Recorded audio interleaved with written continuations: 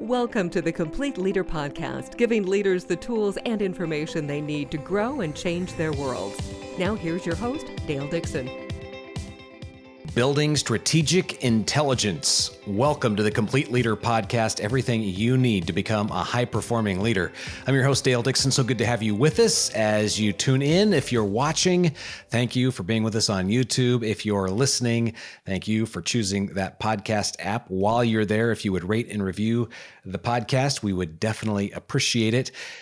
Our focus for these conversations is optimizing strategy for results. It is a new book that is just released by Dr. Timothy Waema, Ron Price, and Dr. Evans Baya. Three authors behind this with very unique and extensive backgrounds in strategy that have come together, collaborated on this book. And our focus is in these conversations is taking each stage of the process, because the book details 7 stages of strategy and looks at strategy not from a one-time, we're going to go rent a conference hotel room with our executive team, hire a consultant, come in for 3 days and figure out what our strategy is for the year or next year, and then put it in a book and leave it on a shelf and come back to it the next time we meet in the hotel conference room. No, this is an ongoing process that we're talking about.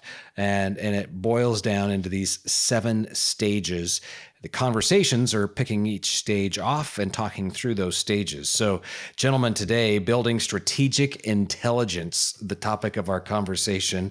And let's dive right into this, because what I'm going to do is encourage our viewers and listeners to go back and pick up this series from the beginning so you understand the authorship of this, how this collaboration took place. You know who Professor Tim, you know who Ron is, you know who Evans is through this process. But we want to keep these very these conversations on point. So let's talk about this idea of strategic intelligence. Ron, lay the foundation for us, and Professor Tim, what we're talking about specifically to strategic intelligence.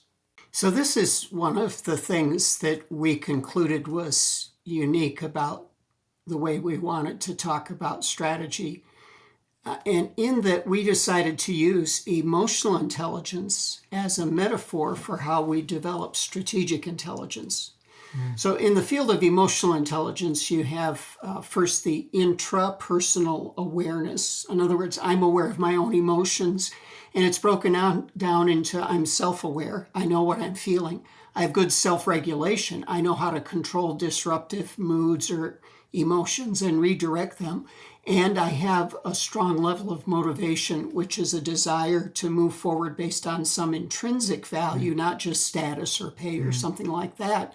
And then the second part of the emotional intelligence model is the interpersonal skills, which are empathy or social awareness. So I'm understanding what's happening with others, and I'm evaluating it realistically. And then social regulation, which means that I'm learning how to use our combined emotions in a collaborative way that gets us a greater result. So we took that and said, how could we transfer that over into a new model of strategic intelligence? So we looked at the internal factors inside the organization and then the external factors. And for the internal factors, we were able to break it down into 3 components, just like emotional intelligence. Instead of self-awareness, we said it's organizational awareness. And what we mean is how aware and realistic is the organization about its current status? Do we understand how much we have a consistency of people knowing our purpose, our values, our vision, what we went through in stage 1? But there are other components of that organizational awareness, and how realistic are we? The second component was organizational discipline. So sort of like self-regulation, but organizational regulation. And so that has to do with our systems and processes, and maybe we'll dig into that a little bit more. And then the third component that has to do with our internal awareness is what is our organizational energy like? So this parallels to motivation. So how much energy do we have in our culture? How much synchronicity is there between people's individual goals and sense of purpose, and the organization's goals and sense of purpose, and everything that relates to the degree to which the organization can move forward without too much friction internally. So when we think about that, we think of those three components. When we look at the external factors, we first think about the marketplace insights, which are primarily about our customers. How well do we know our customers? How well do we understand why they work with us and what more they might be looking for from us? And then the second component of it is how well do we understand the competitive market that we're in and all of the factors of competition that could be stealing the energy between us and the value creation between us and our customers. And then the third area that we wanted to look at was the overall trends in the marketplace. What is the operating environment that we're operating in right now? So we end up with three components internally, three components externally that we're taking a look at, and then how we can expand on those more. I think the unique thing in our second stage is the internal analysis. The external analysis has been done quite a lot in strategy books and strategy writings. But the internal analysis, the emotional intelligence approach that we took is quite unique because the energy component really emphasizes the role of people, which is critical. And this emotional intelligence perspective that we took is not far-fetched because in organization theory, we can look at an organization as a person. And that is where we are coming from. And we said, why don't we borrow from emotional intelligence at a personal level and put it at the organizational level? It gave us a very powerful way of analyzing the organization. So as just to summarize, we know ourselves, we know our customers, and we know the environment in which we operate. Is what we're looking to accomplish in this stage. So what are some of the tools that you're using to accomplish that? When you go inside of an organization, you help an organization with that. Yeah, well, let's start with the internal side because there's a rich conversation both ways. On the internal side, what we're looking for is whether it's organizational awareness or organizational discipline or organizational energy, what are our strengths right now? What are the things that we're doing well? The things that come easy for us? The things that we have a lot of joy around doing in each of those three categories? And then what are our limitations? And as we talked about in a previous segment, if we understand our purpose, our values, and our vision, then we can look through that lens of our foundations to see what are our strengths and our limitations in each of these areas.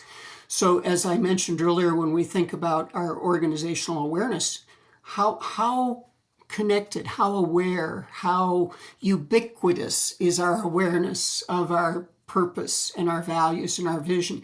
Is this something that everybody in the organization understands and relates to?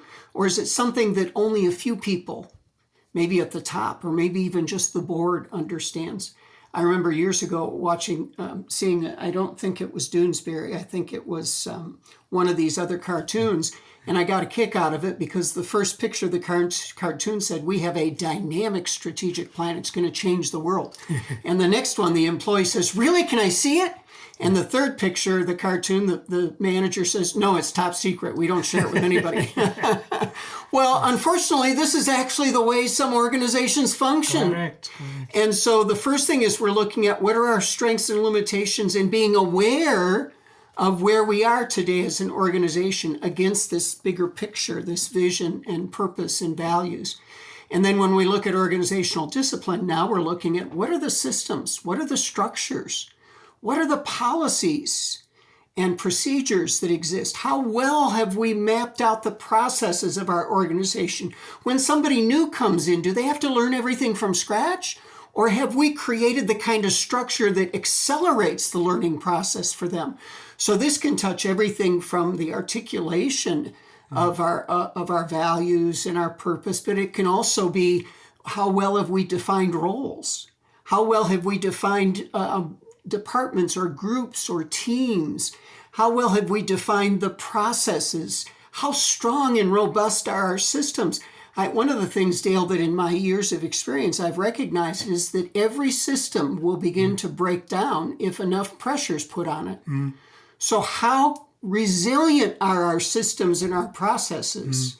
Because I've experienced organizations where we grew so fast that our systems began to crash on us because we had not prepared properly for that growth at a systems and structure level. So that's what we're looking at for there. And then, of course, on the energy side, another one of the terms that we talked about when we were writing the book came from a book by James Fisher called Navigating the Growth Curve. And he talked in that book about organizational voltage. And I love that concept of voltage. How much electricity do we have amongst our people? So how deep can we go in understanding our strengths and our limitations in each of these areas when we compare it against our long-term vision? So I know, as usual, I've dominated that conversation. Yes, now I want to take over. Yes, on the external side. On the internal side, what Ron has explained is that we're looking for the strengths that can propel us forward, and looking at the weaknesses. We call them limitations in our book. But on the external side, with the three layers, we are also looking what opportunities exist out there that we can take advantage of. But at the same time, what are the challenges that we need to overcome in our journey to achieve our vision? And for example, with the customers, we are looking at who are our customers. What do they want from us? What will they need from us in 100 years, in 10 years, in 20 years? Do we know what they will need from us? And are there any opportunities to serve those customers? We also go beyond the current customers to think about people who are not necessarily our customers, who could be our customers. Yeah. Do we have opportunities to serve other customers? Are there challenges in the customers that we are serving now? And so on and so forth. Then the next layer is about competition. We look at our competition, and we borrow quite a lot from Porter's model of 5 forces, and look at what are the challenges, what are the opportunities along those 5 forces. And finally, the wider external environment, where we look at trends, political trends, economic trends, and so on and so forth. And we are looking, in that environment, we are looking at opportunities that we can seize. We are looking at challenges that we need to think through as risks. I can imagine that some of the listeners are thinking, this is a much more holistic, in-depth, and comprehensive strength, limitation, opportunity, and threat, or SWOT analysis that's so typical within a traditional strategic planning conversation. So, yeah, and in reality, to do this well, you're opening up a folder, so to speak, for each of these categories, and you're continually adding to it. So you have people who are continually thinking about this and listening, watching what's happening internally and externally, and it's very dynamic the way that we do this. There are a couple other areas that we look at externally that are contained in the 3 that Prof talked about. One of them is we take some time to think about, and this is really related to our relationship with our customers, we take some time to think about what is our reputation, what is our brand, because that's actually either going to present opportunities or challenges or a bit of both.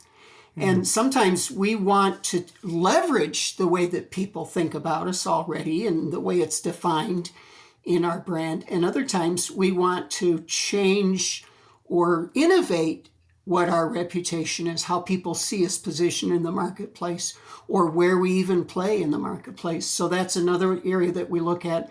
And another one that we take a deep dive into in the book, which is really, I think it's a really exciting area to explore in strategy, is what is the nature of strategic partnerships? In today's world, it's not just about what you can do inside your office walls. It's about what kind of partnerships can you build with other people. And so we look at people who have similar interests, similar values, and also great competencies or a diversity of competencies, so that by partnering with them, we could do something that's beyond the scope of our resources ourselves. So we take a deep dive in both of those in the context of these external factors as well.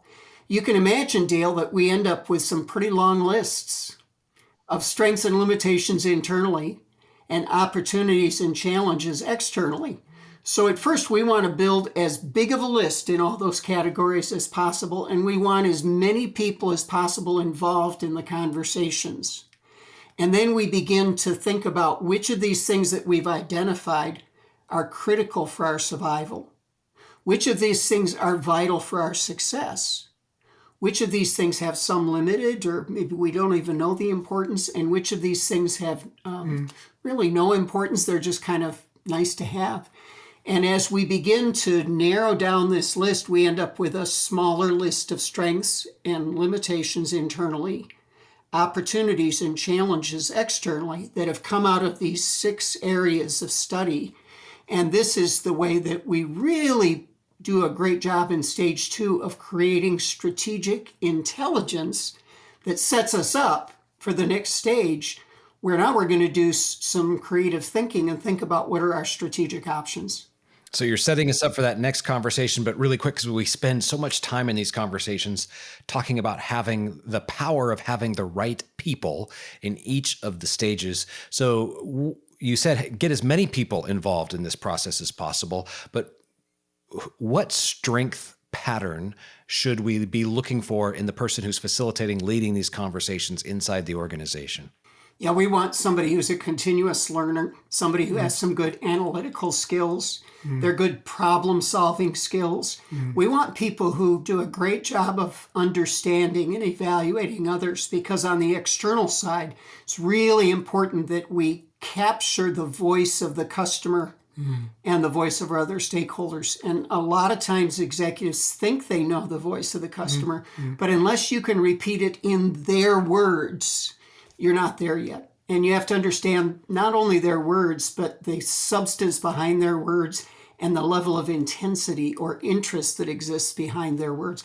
So we need people who are great at interviewing folks, at capturing the essence of that. We need people who are great at the analytics of the inside. We need people who are very structured in their thinking in order to do well at this level. So our next stage is creative strategic thinking. And we're going to dive into that during the next conversation. The book is Optimizing Strategy for Results, and you can find more at optimizingstrategyforresults.com, the website, all one word. Also, this is the Complete Leader Podcast. As you are out listening to this, wherever you are, if you would rate and review it, we'd appreciate it. Give it a thumbs up on YouTube. If you are watching, we definitely appreciate that. And when we come back to this conversation next week, we're going to be talking about that third stage, creative strategic thinking. And until then, thank you so much for joining us. Thanks for listening to the Complete Leader Podcast. Find more online, thecompleteleader.org.